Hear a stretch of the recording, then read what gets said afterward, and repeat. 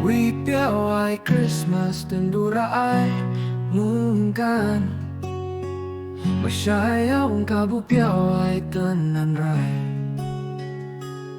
Mungkan masyayawang pena matu Dum sulong syat wakanta madu Yesu Kristu siyangay wasay Nangayaw lamig masinjing kapaw le ante Amatu siyangay wasay madu Yesu Pekap kau lagalau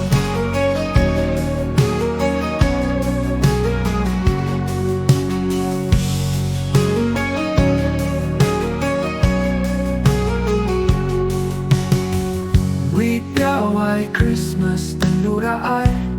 mungkan Masyayawang kabu pyaw ay tanan ray Mungkan masyayawang penalamat tu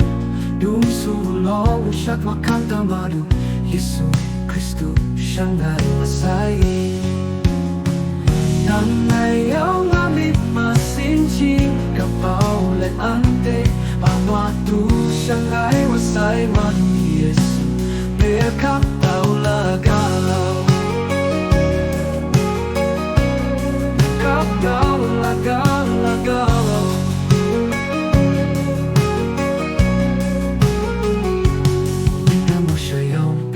Alamatu dum sulong syat wakanta madu Yesu Kristu siyangay wasay Nangay ang amin masinjing kapaw le ante aman Siyangay wasay madu Yesu pekap daw